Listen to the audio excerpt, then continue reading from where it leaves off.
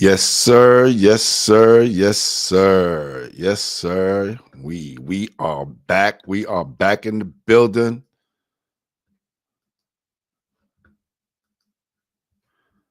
With another special guest. Welcome, welcome, welcome to Basketball Heads Live. I am your host, Glenn Poole Harding. No boy, we have a very special guest. This basketball head is a dedicated public servant with over 25 years of experience in healthcare, community advocacy, and civic leadership. Born and raised in Crown Heights, Brooklyn, to immigrant parents from Guyana and Trinidad, this basketball head has devoted his career to addressing racial, health, and civic disparities. As the head of corporate responsibility at Air Wellness, he led initiatives focused on equity, access, and opportunity for communities impacted by systemic injustices. He launched the Changing Legacy program, which has successfully expunged hundreds of nonviolent criminal records, offering individuals second chances and advancing reformative justice. He also created the It Starts Here program, connecting over 2,200 students with victims of gun violence to foster healing and dialogue. This basketball head is also the Brooklyn Community Connector for Make-A-Wish Metro New York, helping grant life-changing wishes for children with critical illnesses. A respected voice on health, equity, and social justice, he is regularly invited to speak on panels and forums. For our basketball heads out there in the basketball world, this basketball head ran the pick and roll basketball league out of Medgar Evers College. A proud graduate of New York City Public Schools, he earned his degree from Thomas Edison State University. He lives in Crown Heights with his wife and 3 children. Now candidate for Brooklyn Borough President, this basketball head is committed to building a more just, healthy, and united Brooklyn. His campaign is rooted in the pillars of equity, inclusion, and engagement, with a focus on improving healthcare access, promoting public safety, and expanding economic opportunity for all. So, without further ado, help me welcome to the show my brother, Brooklyn Borough President candidate, Khari Edwards. Y'all ready? Y'all ready?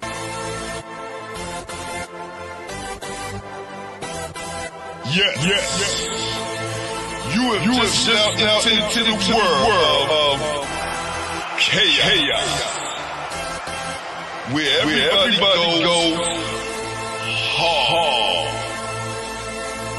Come on. Go hard. Go hard. Go hard. Go hard. Go hard. Go hard. Or go home. Never back down. You gotta hold your own.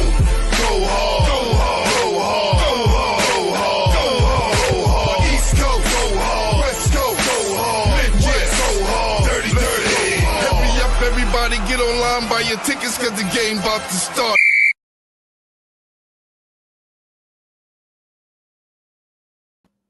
Hey, what's happening, brother? I'm good. I'm good, brother. That was fire. That was fire. Thank you, man. Listen, I had people hit me up on Instagram and Facebook like, yo, you get into politics now, G, what's going on? And I said, man, if y'all don't understand, y'all haven't been around, this brother has been on the platform before.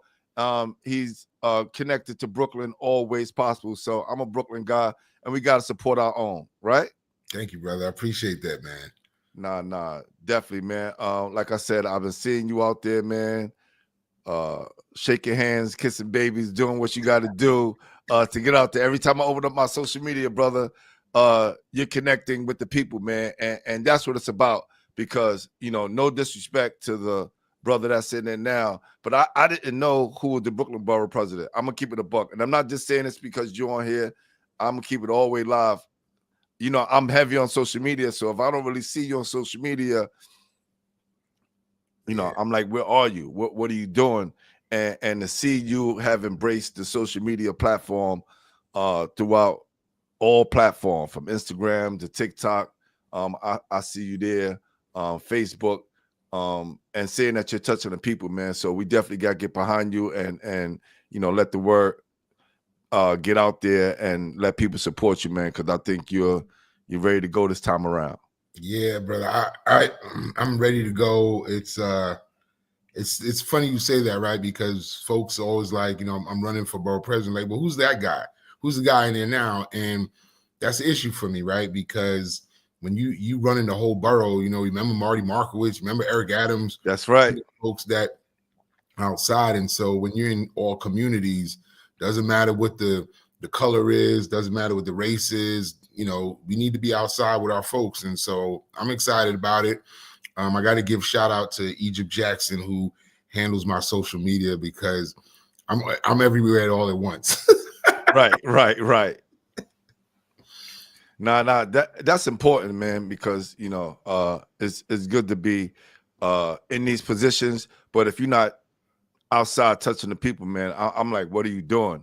And I'm, this is no disrespect, but we outside, we both, like you say, I'm at all the games, I'm every tournament, we out there touching the people and connecting with them. And I think when you have a position of power, Brooklyn has the most the highest population out of every borough. Is that correct? Yes, sir. 2.7 million people. Man, listen, you got to be outside. Mm-hmm. So we're saying that, man. How does it feel from the time I, interviewed you like during the pandemic and you making your run, right, to now? Because now I'm seeing, just from a aura standpoint and seeing you in your public speaking and how you carrying yourself, you seem like you've grown a lot.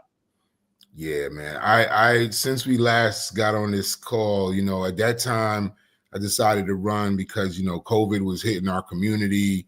And, I just wanted, in my whole life, I just wanted to serve. I just want to be outside and kind of like serving my community, right? Every time something is not right, it bothers me to my core. But a lot has changed since I last seen you, man. My mom was killed. My kids are in college now. And I'm just in a place where me doing this work is bigger than me. Me doing this work is really about changing the lives of folks that I see still going through things that we shouldn't go through. We got food insecurity, Glenn, like 250,000 people go to bed hungry at night in Brooklyn. That's crazy. Unaffordable. There are folks who, even in Williamsburg, right, their rent is $4,700 a month, and ain't nobody making more money. And so, there's a lot of what I call equity issues that no one's really addressing.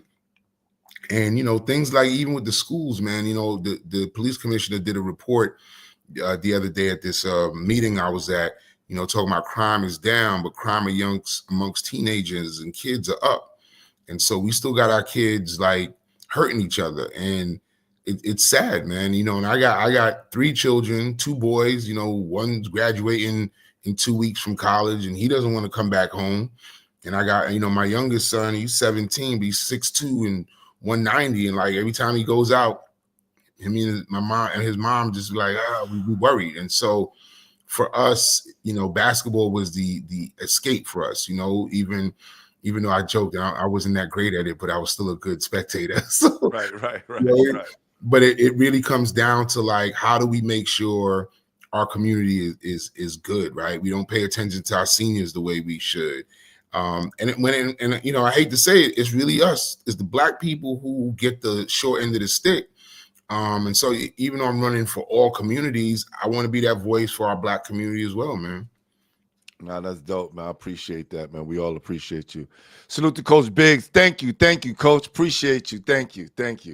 Appreciate you. Yeah, man. This second time around, I think is gonna be the charm, man.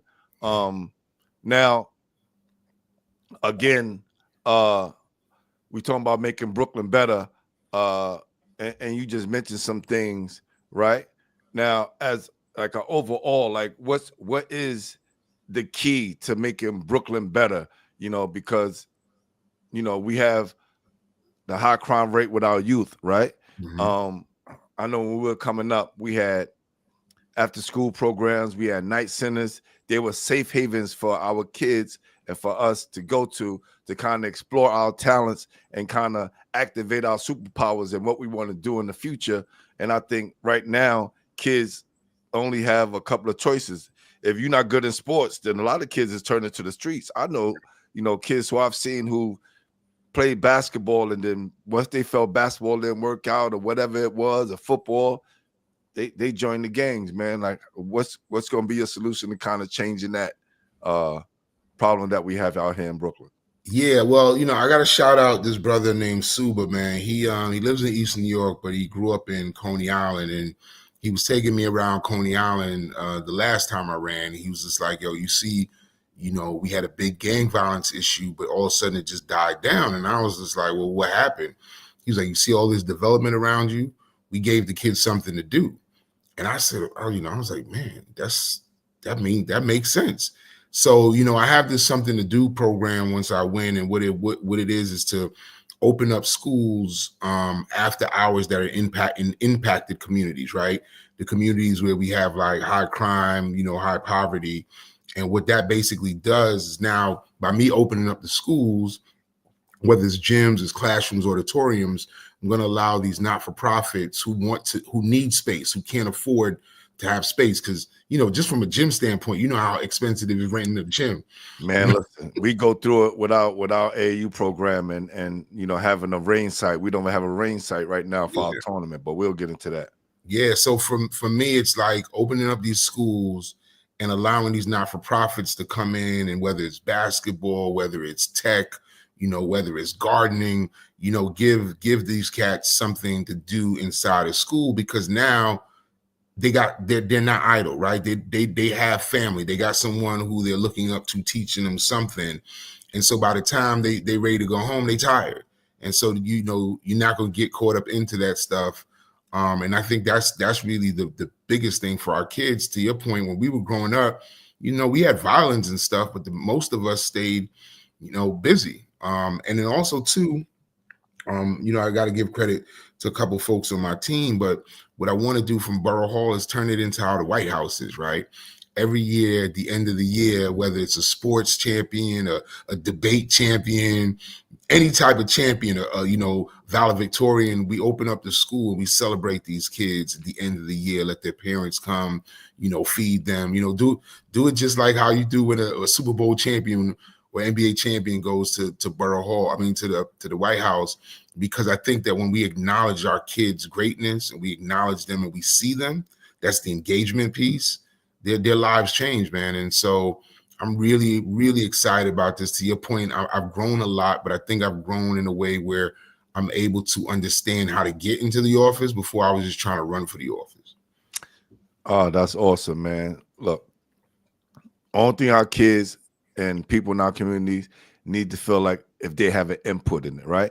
They have an input in their community and to say so, or just a voice, I think they'll be a little bit more protective of the community, and they'll care about it a little bit more, right?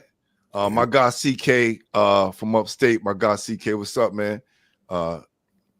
He said skilled trades. That's very important. They took a lot of that out of the schools. They have specialized schools for those things, but a lot of schools, used to have them when we were coming up, right? And they just took them out of school. How can we get these kids driven into those specific skilled trades where they can, be tactile? We got a lot of tactile learners, right? Yep. Kids that work with their hands, and I think this would be beneficial for them. Yeah, and I think part of where education is going, they're trying to open up those opportunities, right? So I was at Meyer Levine the other day with Principal Hendrickson. She's great. They had a hydroponic farm, right? They built the encasements, they brought the dirt, and there was this one kid, Glenn, must have been like 6'6", in middle school. Looked like if one of us saw him on the corner, he would be our next star center. Right.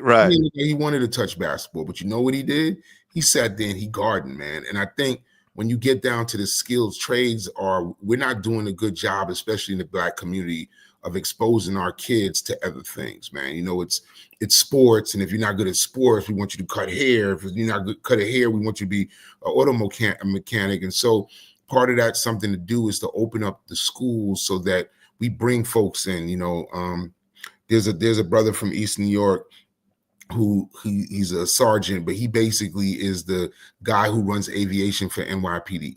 And, you know, he takes young kids into the program, teaches them how to fly. Like, how many folks are doing for that in East New York or Brownsville, right? And so we got to expose our kids, and having a budget, having the breadth and the media to do it. We're going to expose our kids to a lot. And I guarantee you, we may not stop gun violence, we may not shut it down, but we're going to put a big dent in it where we got more of our kids making it to college and into after, rather than losing a lot of our kids now. Good job, man. Ayatollah Beats, our #1 basketball head, is in the building. Salute my guys, always tapping in out there in Portland, Oregon. Salute to my brother, New York native, of course. We got him all over the place, man. We got him all over the place. I see. Yeah, so we have a huge problem with affordable housing, right? All these new buildings are going up, and they're only available for those who are making over $100,000 or more. How are you going to change that? You know, because they're all over our communities, and they just went up like that. Yeah. Right. And some of them are filled up, a lot of them are empty. Right. How do we change that? So the ones that are empty are usually what they call HPD, housing preservation development. That's the city housing, right? That's where you get the city putting money in to build those things. The ones that are not filled up are what they call as of right. Those are the ones you see just flying up, and the rents of $4,000 or $5,000 a month. Part of the issue is, you know, so the borough president, for many of you may not know, is the executive of the borough. That's the person that goes to the mayor and says, this is what my borough needs, meets with the city council members. So if we need money for infrastructure like schools and hospitals and parks, but also they're the ones who sit on what they call land use. So when there's a building coming up and the community board, or they also run the community board, by the way, but the community board votes on whether a building should be built, a lot of these times, these folks, the borough president has a say in it, right? Not necessarily a strong say, but enough of a say that if you gather a lot of folks and you're advocating for lower rents, you can change what they call an AMI. And the AMI is average median income. And reason why this is important, because what Glenn said, the average median income based off of the federal government's standards are somewhere around 70 to 80%. Which means you have to at least be making close to 75 to 100 plus thousand to be just average. Whereas the actual average median income in Brooklyn is only $59,000, which is somewhere around 40% AMI. And so when we build, we have to make sure that the communities understand the buildings that are going in there. And I told folks, look, I'm not opposed to tying myself to building and protesting if they're going to make it unaffordable, because then we're complaining about our homeless issue. And our homeless issue is crazy because we have folks who can't afford to live in a normal apartment. So for me, it's really just a matter of pushing that agenda, standing on the forefront of it, not really just doing lip service. Like, our campaign is about actions, not words. Again, because, I feel the brother I'm running against is really a performative person, says stuff, does a little bit, and then disappears. He must be Houdini, because I'm telling you, all these years I didn't know who the Brooklyn Borough President was until last week, when I'm doing my research and making up my questions and things of that nature, and I'm saying to myself, wow, I've never even heard this guy ever. And again, no disrespect to him, man, but it's just the truth, right? So when you don't see, you can't touch, you can't feel, and pause on that part. But you can't, like, it's hard to make the connection. And we're Brooklynites, so if somebody got something going on in Brooklyn, we know about it. Yeah, good, bad, or indifferent. Yeah. I mean, our thing is be everywhere, be every corner. One of the things every time I'm campaigning folks are like, I'm asking about housing and healthcare and public safety. And they're like, look, I want to make sure if I vote for you, I see you. That's a fact. And that's been the most powerful narrative. Like folks are like, yo, I expect to see you. Like if I'm gonna give you my vote, I expect to see you. Something jumps off, I need to know that you're by my side. And we call it seasonal politics, but you only tend to see some of our lesser effective elected officials when it's time to get votes, man. But the other thing too, right?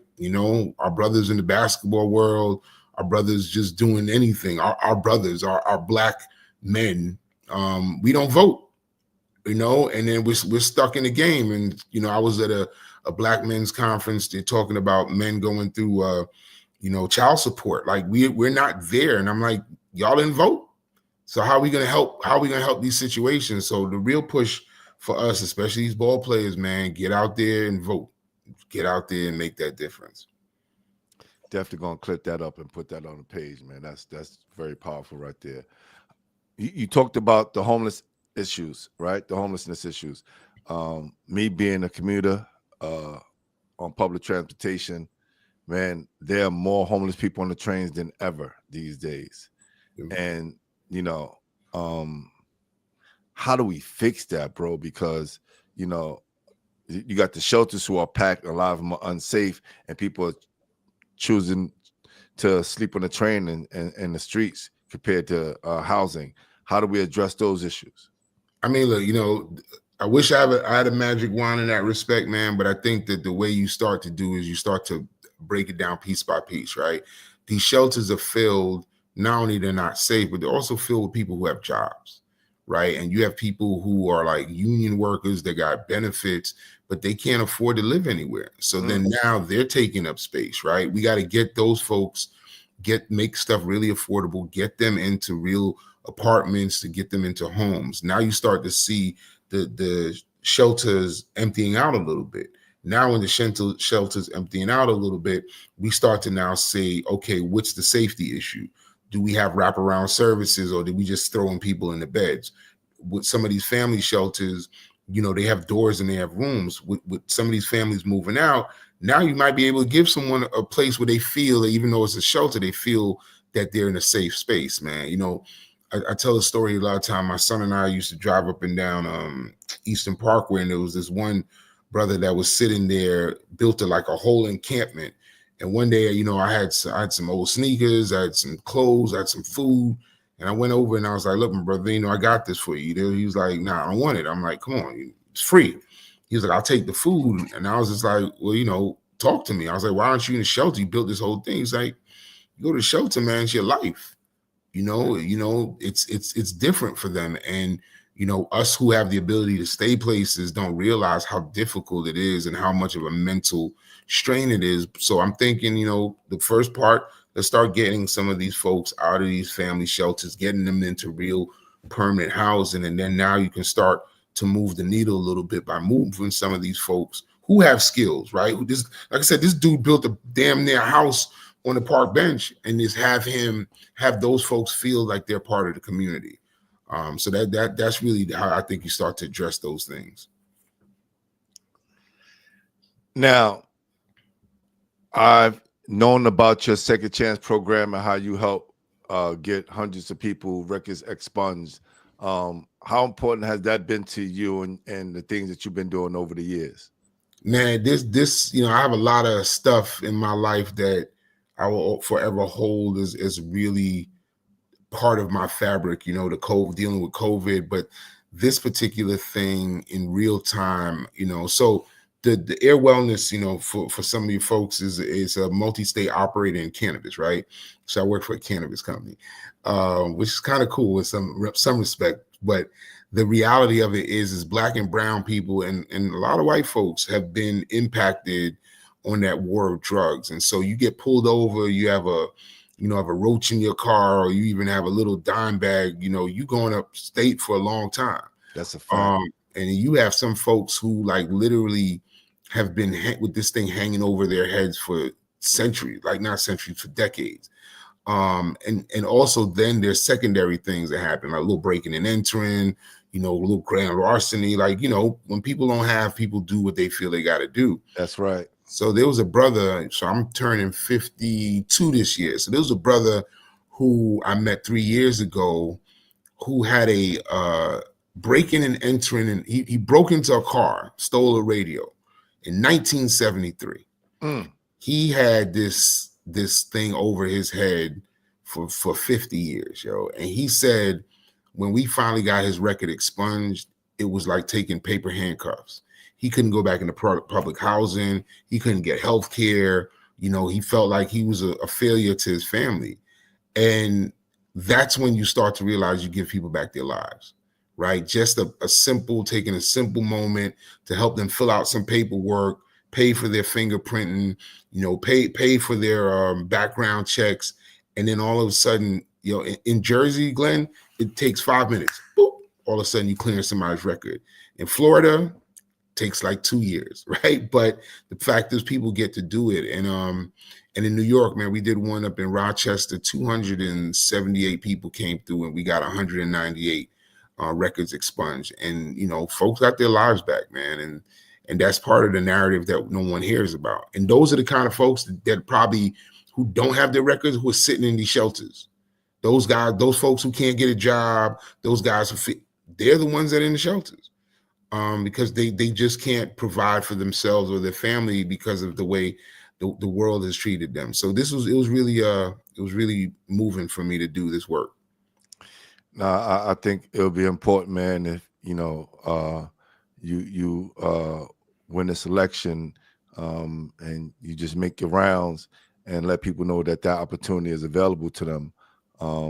We'll definitely promote it, man, because there's a lot of people out here who just feel like, you know, their hands are tied and they can't do anything, you know, with their lives because they got these records, man. So let's keep pushing that narrative because there's a lot of people that need second chances. Yeah, and shout out to DA Gonzalez, who does a lot of great work, Brooklyn DA, around stuff like that. You know, partnered with him on a couple of informationals about it too. So, and again, you know, Glenn, information is key. So your listeners, people know that they have options. And I think sometimes we don't realize we have options. That's a fact. That's a fact. All right, Total B says, thank you, Khari, for all that you do. Appreciate you, brother. Thank you. No doubt. Now, I remember reading how you don't want police responding to mental health issues. How would you respond to those who have mental health issues? Because I work in that population and they need severe care as well. So how do we address those issues? Because I think that there's a lot of them. I see them on the train, right? Those are the ones who are on the train mostly, and they're just stuck. How do we address those issues? Yeah, I mean, so, you know, look, and I want to be clear, right? You know, there are some cases where, you know, life and violence is attached to that. So in those places, I think, you know, police should respond, right? Somebody wielding a knife, somebody wielding a gun, or beating up a grandmother or something like that. You know, that's not for a mental health care specialist. But I do think that two things. One, I want to create an implicit bias training for NYPD officers so that they can be able to assess situations quickly sometimes, or indifferently quickly, so that they're not, you know, looking at it as just all criminal cases. But also too, the mental health side of it is, you know, mobile crisis units, right?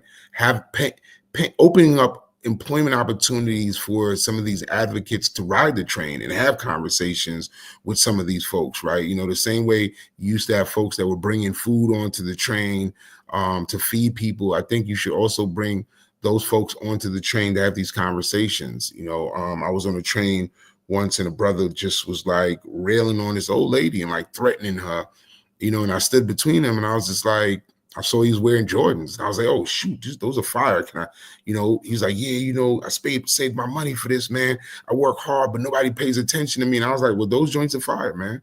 And I missed 3 of my stops because, you know, we had a conversation, but I realized I needed to help him de-escalate, because if not, then he would have assaulted someone. And then that would have meant he was in jail. And really, the brother just wanted to be listened to.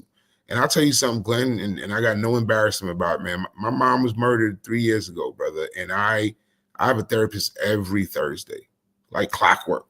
Like, I need to talk to somebody. I need to get the angst and the anxiety and the tears and whatever it is. And I think that part of where we fail our communities, that sometimes folks just want you to hear them, and we don't even give ourselves time to sit down and meditate, so let alone someone else. So I think, we can really start having folks be on the trains and have conversations, find out what some people in the situations they are, offer them some type of advice and support. You'd see folks change a lot, man. What is it? Coke, give the Coke and have a smile or something like that. But right. Coke and a smile, give a Coke and a smile. Well, right. We don't want to be right. We know who's attached to that right now, right? That's the whole, we'll just give him a smile. We'll just give him a smile right Poland now. Springs water, right. Yeah. Now listen, on a serious note, rest in peace to your moms. I know that's a difficult thing to go through. I lost my mom as well, so definitely rest in peace to moms, man. Thank you. I think police need to go.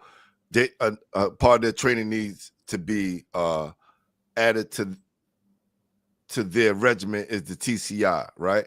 That's something that we do as a dean. I work in a high school, right? So it's a therapeutic crisis intervention, and I think that's something that will help them deal with people with mental health issues. And I think if all of them went through that training, it will help them not only deal with people with mental health, but people who don't have mental health, and they'll open up dialogue and actually be able to handle situations a lot better than they've been doing in the past. So all the police officers doing a great job out there, though, for sure. Shout out to NYPD, man. Y'all look out, and I know y'all got a stressful job, so it's just assistance, not critiques. That's a fact. Yeah. Now, again, we talked about the after school programs and the night schools. I think what your plan is to have them open up their doors is a great job. That will be something great, because a lot of people, have come on this platform and said some things and it never happened, and we don't have those things available to us. And I think a lot of times, when we talk to the kids and, they're sitting around, they're smoking, they're idle minds, the devil playground, they don't have nothing to do. And then it's like, it's easy to join the gang and start trouble than do anything else. Outside of sports, right? Trades and things of that nature. Do you have any kids interning on your campaign, and how has that worked out for you? Yeah, so there's 3 parts, but the 2 parts of the campaign. One was petitioning, right? They walk around with these green sheets. People probably saw folks rolling up with them, asking them to sign if they're from a certain district. For me, it was all of Brooklyn. So I had about 4 college students actually working, right? I believe in paying some of these kids to do that, but they would go around and get these signatures. And so shout out to a lot of my college students that work for us. We got about 9,500 signatures. We only needed 4,000, which was dope. And so now we're doing canvassing. So canvassing is either you'll see some of the elected officials or their staff or the candidates like me outside the train stations in the morning, handing out palm cards. In fact, my palm card looks like that. Got my beautiful face on it, right? Right. And so we'll hand those out at the train stations, letting them know when the election is. And then the other side of it is the door knocking, where what we do is we send them like a list of names in the building who are voters. They'll knock on the door, and just basically give a spiel about who I am and why would it be cool to vote for me. So those are the 2 things that we've hired for. Those are the 2 things that we would love volunteers, and we're also taking volunteers that need college credit, because it's also part of like political science or sociology. Those are some of the credits we could give. But yeah, man, it's about keeping the young people occupied, and it's been really cool. And watching them learn the process. Some of them sat there with me while I'm at these meetings and I bring them everywhere, right? I had a young brother with me at an event today, and they soak it up. they sit there and they really learn. And so again, it's like you said, giving our young people a chance to know their greatness. And I don't think we do a good enough job as society in that anymore. No doubt. Hold on for 1 second. We're gonna give a shout out to our sponsor real quick, and we'll be right back. One of the great things about EEP law is in our community partnerships, the relationships that we build with people who really care about our community, with people who hold high value in giving back, with people who are pillars in their community. Being said, EEP Law is a proud sponsor of Basketball Heads Podcast, the #1 basketball podcast in New York City. Yes, sir. Shout out to my guy over at EEP Law. And coming up, May 31st and June 1st is the first inaugural Basketball Heads All-Star Game. All right? You got the top players from New York City versus the top players in Albany versus the top players in Long Island versus the top players in Westchester. That's happening May 31st and June 1st at Adlai Stevenson High School in the Bronx. Please show up and show out, because this is the battle for New York City supremacy. So make sure y'all come out and support. We appreciate you guys coming out and support. New York really needs this, all right? Shout out to everybody who's down with the program, and salute. That's dope. Shout out to our man Map too, because Map trained both of my sons for me, man. Map's harder than them kids, but they learn something. Listen, look, everybody got their own style, but when you that passionate, the kids know, right? Yeah. Definitely. Shout out to my guy Map and everybody over at EEP Law. So one of the business at hand is I want to talk to you about the Breville Coliseum, right? Mm-hmm. Historical basketball court that's been around since 1973 and has hosted some legendary athletes throughout the years. NBA Hall of Famers, street ball legends, high school athletes, and what we were for high school athletes, the Rutgers was for the pros, right? So, and in 2020, I had the court refurbished, and then partnered up with some people from the community to bring back the tournament that has been dormant for over 25 years. So the court was decimated for 25 years and nothing was going on. And we had councilwoman that made some promises, but we won't go into that. Made some promises and nothing happened, right? And so there were some promises to get the court finished for Thomas Diggs, who ran the tournament here throughout some years. And for some reason, God, the Most High, put it in my hands. I didn't ask for it. It kind of landed in my hands after starting the Basketball Heads platform. And we got it done through a nonprofit program in Connecticut. Full court piece, and they came down, they renovated the court, refurbished the court for no charge, right? Came down and did the work. She wanted to take credit for it, and then I saw the pictures. Crazy. Wanted to take credit for it, and then wanted to be commissioner of the tournament all at once. And then when it was a whole deep story right behind that. Well, anyway, we kind of distanced ourselves from that situation, got the court done, named it after Mr. Diggs. It's the Thomas E. Diggs Memorial Coliseum, and he got to see it happen in real time, and then a month later, he passed away. So I know that the Most High put me in this position for this to happen, because no one knew that we was going to lose Mr. Diggs.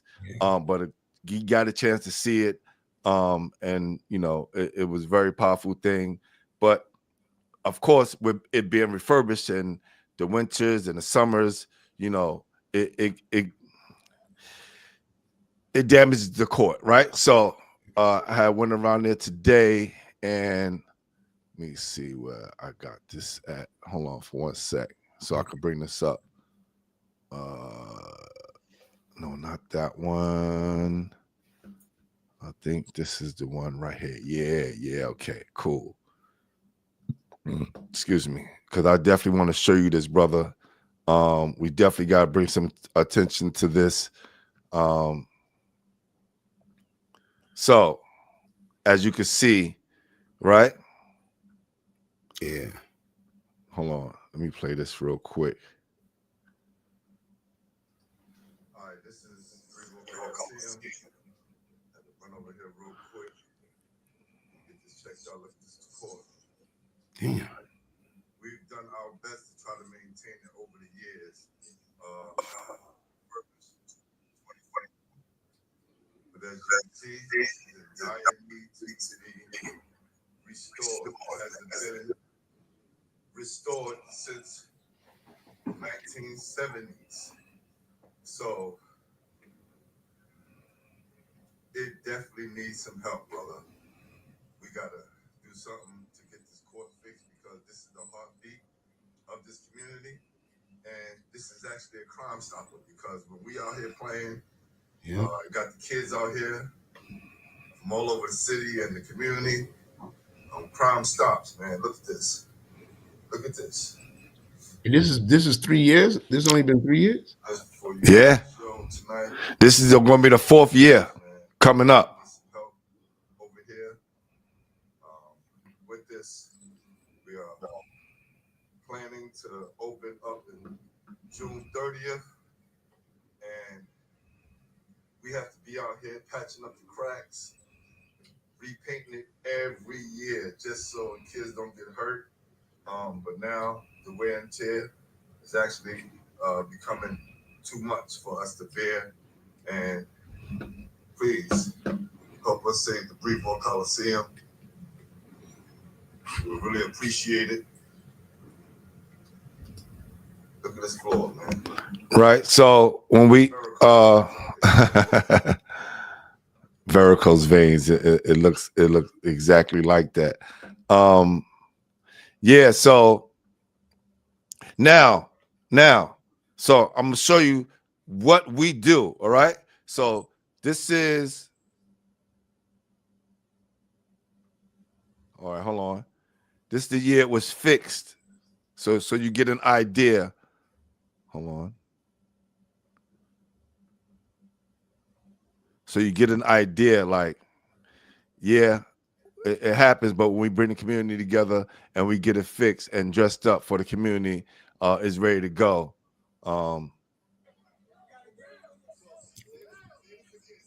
Got duck on there.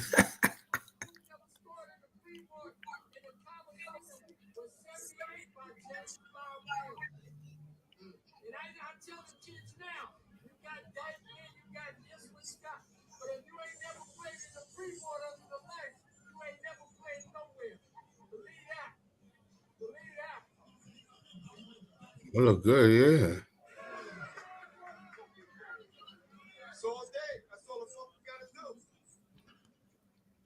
So when we put on, this is how it looks when we put on. Right. I was watching a lot of it while you when y'all first got it going. Yeah, that was the first year, right? Mm-hmm. You figured that was the first year. This is the 2nd year. Hold on, because I want to run through this real quick because we have to. We're gonna show it. We're gonna show the whole thing, and I want to give big shouts to our staff, Brookdale Coliseum, that makes sure that these kids.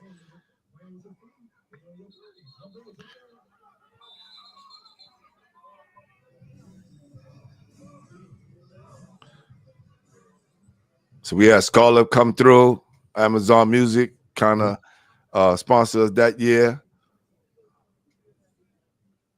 You know what I'm saying? So people definitely support it. And this is our last year right here, just to give some perspective on how we have evolved over the years and keep it going no matter what the circumstances, we out here servicing the community and making sure that our kids have a safe space to play.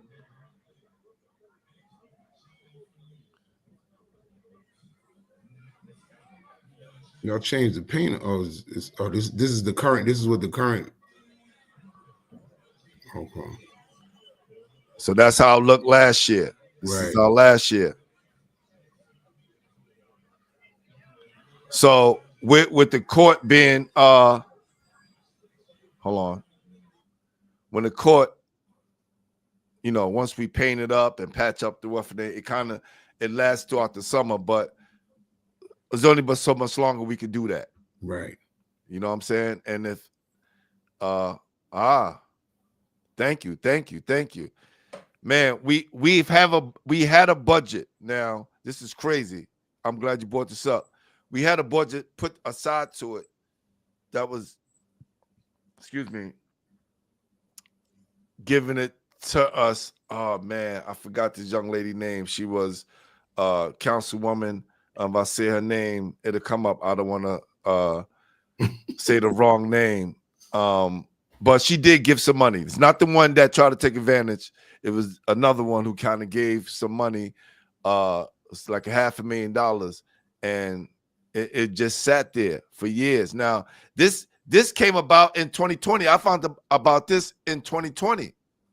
It's 2025 now, and nothing has happened. So I'll say it because you can't, right? So council member, I think it was Alika Samuel. She was the one that gave you the money. Yes. Yeah. Darlene Mealy hasn't gotten that money released. There you go. Okay. That's a fact. When we get offline, just text me the name of the thing. That money might still just be sitting there. And I'll find out from the speaker's office if that money's around, because they usually put it through a not-for-profit or something. So everything you could think about, just text it to me, and I'll send it over to my people at the city council and see. Because if that money was allocated and it never was drawn down, you still might be able to get that money. Yeah, it was one time where I was going out to set up for a game, and there was some people out there, and they was going to fix up the kiddie courts using the money from the Coliseum. Not even the kiddie courts, but the little playgrounds for the kids. Now, you don't want to take away from the kids, but if the money was allocated for the Coliseum, which has been the heartbeat of this community for years, let's get that straight first, and then, you know, because that's what the money was allocated for, right? And that's just something I think, if that gets done, or if someone would like to come and give their services up for this coming summer, so we can get some paint, so we can get some things to fill up those cracks just for this summer, we could take care of everything else after the summer. And I think that will really help us out a lot. Cool. And look, I'll give you my commitment, man. I win this thing. I got y'all.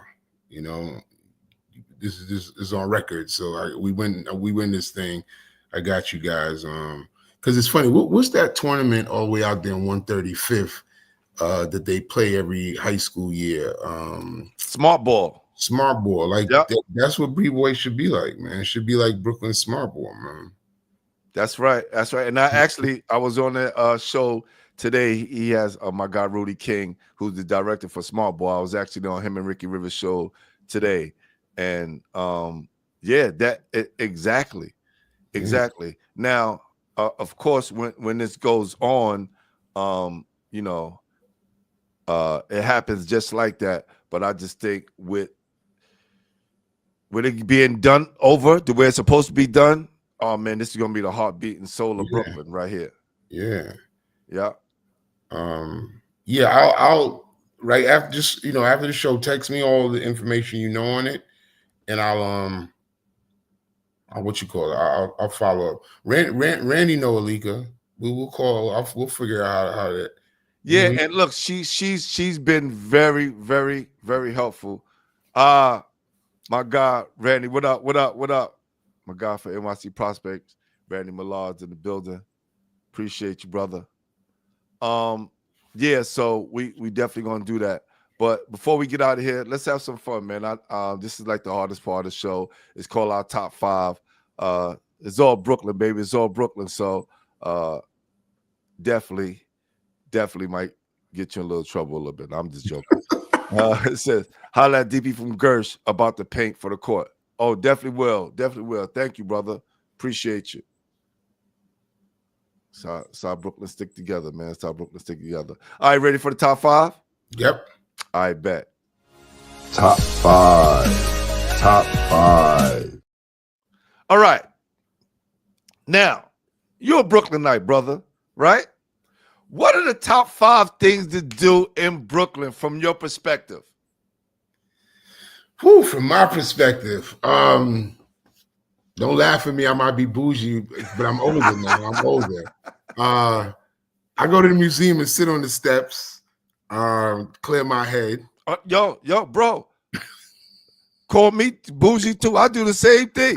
Yo, I walk through the botanical garden. I do it all, but I go to the library just for a woosah moment. Yeah. The other thing is on a Sunday or Saturday, depending if I got a little time for brunch, I hit up either Franklin Avenue, which has changed since we grew up. Nostrand Avenue has some nice brunch spots on it, so I go there and catch a midday drink with my wife. He said Juve. Randy crazy. First off, I ain't never done, will never do again. But I love me some Juve. But sure enough, nah. You know what I do though? I mean, and Randy mentioned it earlier. I really like to go see basketball in Brooklyn, man.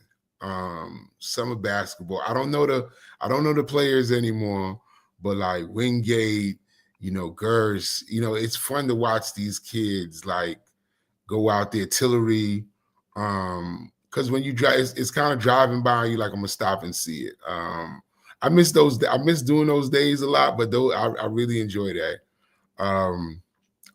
Gosh, top 5, right? That's a good thing. I mean, we stuck at that. We got the steps, and I got the steps. Museum. Yeah. What's your walkthrough? You say you like to walk through. Oh no, I mean I like Saturday or Sunday brunch on either Franklin or Nostrand. Yeah. Well, you know what? I am a shopaholic, so I will say I always go down either to the Marshalls or the Snipes down by Barclays Center. But that's just my last thing. I mean, and this is a seasonal thing, right? I don't even say it's last. It's somewhere in the top 5. But there's a spot. I remember a lot of us remember Taste of Tropics ice cream stores, right? There's this new spot on Nostrand called PJ's, and it's the same type of joint. I love the ice cream. They got like vegan ice cream, sour sop, So that's my Caribbean in me, though. That's the Caribbean in me. All right, you got one more. All right, so wait, I got the walks to the museum, the brunch spots, the kids basketball, right? Dang, you right. Then well, I don't know the 5 top. I'm holding up the show now. I don't got the 5th one. Man, you better get it. You're a Brooklynite, man. They gonna say you're not from Brooklyn. They're gonna say you're from the Bronx somewhere. Well, listen, I told her the promenade in that was like the sneaker shop. Oh, no, yeah. But the sneaker shop and the Brooklyn Park, right? We got Brooklyn Bridge Park. Like, come on, man. It's a lot of things to do in Brooklyn. That's really nice, man. Brooklyn Bridge Park is really nice. But mine was the sneaker shopping. It was Marshalls and Snipes. Got you. Oh, and look, and by the way, I am a net season ticket holder. So even though I don't, so I've had that for 13 years. Nice. And I still get free food when I go. So that's fun. Nice. Salute to my student on the check-in. What up, Josh? He said, hey, Glenn, checking out the stream. What's up, Khari Edwards? Randy said facts to that vegan ice cream joint. What's the name of that place again? PJs. It's on PJs. yeah, it's on Nostrand and like Martens. Yep. Definitely. Hoop Dreams NYC. Can't vote for BK Borough President because I don't live there, but hope he wins. Salute to my guy. Appreciate that. My Appreciate guy that. Jay, no doubt, runs a dope platform. Oh, Hoop you know Dreams what though, NYC. Glenn? I do got to offer you this, man. Yes. And so I every year I give away like 3 or 4 tickets, to schools, because I realize like the privilege I got in owning those things. I don't owe, so I always give them away to families who think. So I gotta offer 2 tickets for you to raffle off or whatever on one of your shows when the season starts. So I got y'all for tickets. It ain't gonna be Lakers. It ain't gonna be Phoenix. Don't get y'all hopes up. Detroit's a good team now, so don't. As long as you're in the building, right? As long as you're in the building. And the food is free. It's That's free right. food. That's right. No doubt. I make you use those, man. Hold on. Just chill out. All right. Yeah. Ayatollah Beats. Yeah. What about the Brooklyn Promenade? It's a great place to visit, fam. You already know. Queens guy, right? you living in Portland right now. Randy said sneaker shopping. Yeah, we just in a great position, man. I know he probably gets a lot of free sneakers as well. To be hooked up like that, man. Appreciate that. All right. We're not finished yet. All right. Top 5 places to eat in Brooklyn. Whew, all right. Top 5. So G's restaurant. It used to be Gloria's, but it's on the Sterling side. Tony's Pizza on Nostrand and Union. Cheryl's for brunch. That's on Lincoln. Lincoln and Underhill. What was the other spot like? Aunt and Uncle's on Nostrand. That's right next to PJ's. Where's my 5th spot, man? There's a spot called Sally's in Bed-Stuy. It's really nice. Really nice. It's like a Caribbean Asian fusion joint. Yeah, where that's at? It's I'll send you that, but it's please. Yeah. That sounds dope. Yeah, food is nice and the drinks are even better. So no doubt. He said, I used to live in Park Slope or 4th and Warren. Yeah, that's cool with you. You probably only did it for like 6 months and went back to Queens. All right. Since you're a Nets season ticket holder, what were the top 5 games you went to this year? Damn, top 5. Minnesota,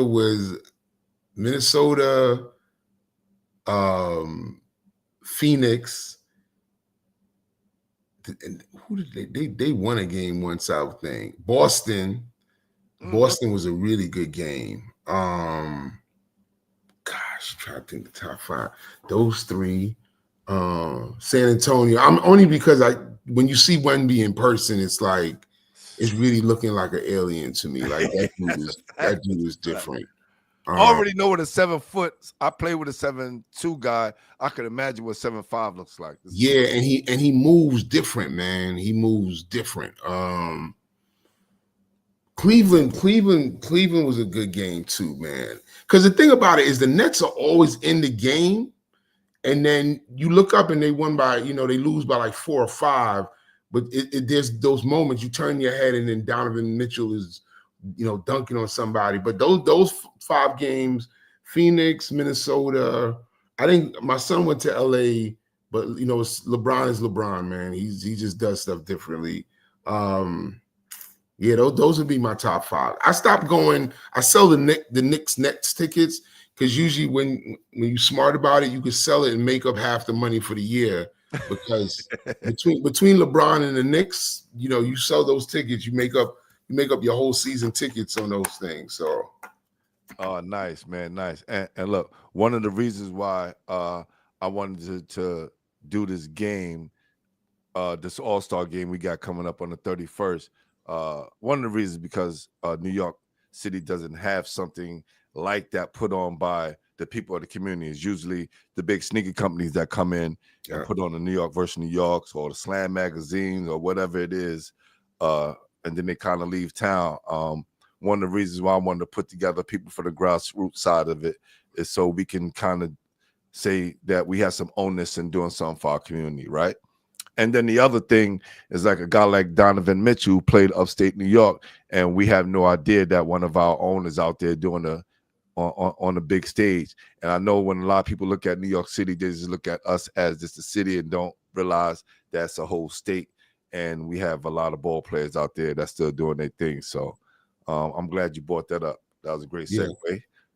And I mean, look, and that when I started pick and roll, it was a community tournament because, you know, a lot of these kids couldn't afford to play in the bigger tournament. So we used the money from like the Pro-Am to sponsor the little kids. And this joke about it is, and Randy knows this, I don't wear Nikes, right? I got one pair of Nikes because somebody gifted them to me, because when I was starting pick and roll, Nike never wanted to give me no money, man. And so I stayed loyal to Adidas and Reebok because they threw a little something and they sent stuff for the kids.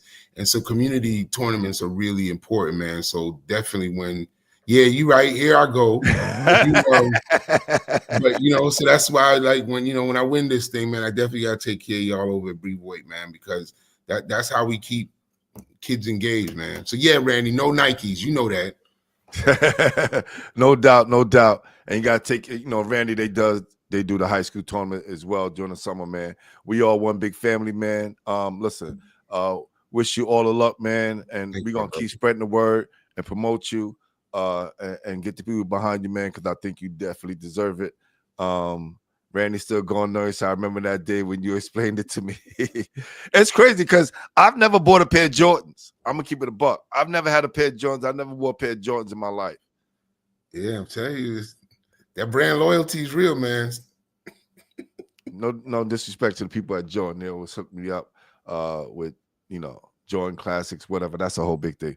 All right, let's go ahead and get out of here. Yo, Khari, man, big up to everything that you're doing, man. Salute and say hello to your family and keep the campaign going strong, brother. No problem. Listen, I got to get my oldest son on this show one day, man, because, he was an undefeated season when COVID hit. He played at Brandeis. He's going to Case Western on Portal. So one of these days I got to get the other Edwards on that thing, my son. So I got to send him your way, brother. Listen, no problem, man. You know how we do, man. We like to celebrate everyone here on Basketball Heads, man. Come on here and tell a story. All right? Thank you, my brother. Appreciate having me on. No doubt. All right, y'all. So y'all know when it comes to politics, I'm not really the guy that does the political thing because, it's been a lot of shady things that's been going on in politics as far as my experience. But this brother right here, he's been true to his word. He's a stand-up brother, and he's a man of action, right? A lot of people say they're going to do things, but he's a brother that's out here doing things. So let's get behind him. Let's support Khari Edwards and make him our next Brooklyn Borough President. All right? Well, I'm about to be out of here. Y'all know what it is. Glenpool Harding, Basketball Heads, the official home for New York City basketball. Make sure y'all subscribe, like, comment, and share this content. Y'all know what it is. We out of here. We're saying that. You know how we say, peace. Y'all ready?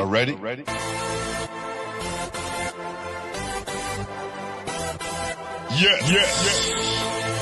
You have just stepped out into the world of chaos.